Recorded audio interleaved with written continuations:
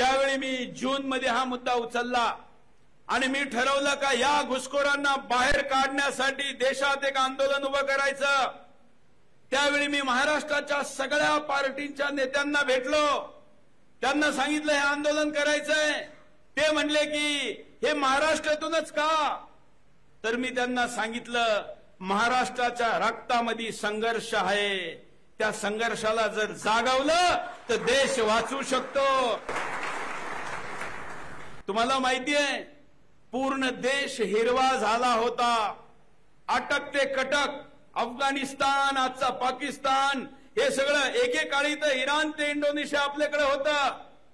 या सगळ्यावर हिरवा रंग चढला होता. इस्लामी आक्रांतांनी सगळ्या हिंदू राजांना नेस्तनाबूद करून मोठ्या हिस्सावर, संपूर्ण हिस्सावर नाही पण मोठ्या हिस्सावर हिरवा झेंडा लावला होता.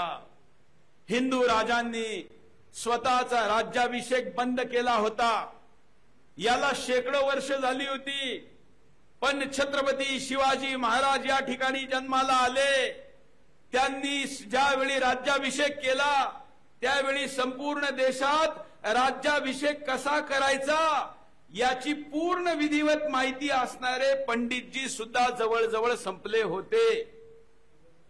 संपूर्ण देशावर पसरलेला हा हिरवा झेंडा दूर करण्याचं काम जर कुठल्या राज्याच्या लोकांनी केलं तर तो महाराष्ट्र आहे. अटक ते कटक भगवा लावणारा महाराष्ट्र आहे.